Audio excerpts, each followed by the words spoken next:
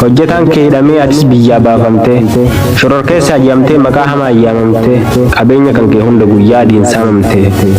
mudannoo kee dubbannee fixuu hin dandeenyu silaa nuuf jettee wanni taate jechaaf jecharra dilaa akkam je'ee si ibsu akkan je'ee si ibsu sammuu koo keessa laalee barbaadee baasu biyyaalee kamiin akkan si ibsu addaan wallaalee anuu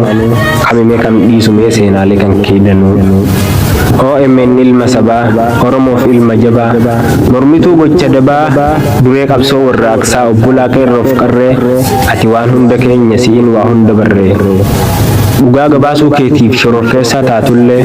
saba keetiif qabsaa'uu ati hin dhiifne kaayyoo kee biyya keerraa baatullee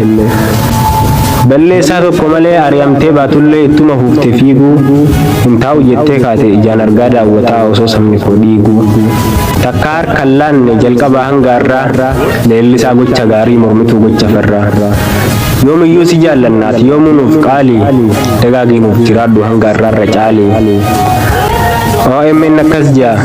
rakkoon na baase malee isinirraan fagaanne jira ilmi keessanii isinis jiraattanii bagaarra geessanii boqonnaa naaf hin laatu rakkoon kee na yaachisaa garuu garaan na beelaa nan iyyaane nyaachisaa humna keetiin uumamee jiraadhee har'a ga'e kennaa harka kee nyaadhee bu'aa ba'iif dadhabbii ba'aa baroota dheeraatiin danda'ee baadhee diina natti roorrisuu akkan ofirraa eeguuf situ naaf laate ulee sila akka diinaatti silaa fagoodhan badde situ hirkoo naaf tayyaatiin narra bulee Oromoo saba qaalii baguman si qabaadhe gargaarsaaf tumsa keetiin tulluu ta'ee mul'adhe tuulaa irraan jabaadhe dhugaa keetiin barbaadu halkaniif guyyaa jooraa danda'een taa'u anuu yaanni koo yoomuu suma nan shakkin lammii qaalii ayyoomiyyuu sin ganuu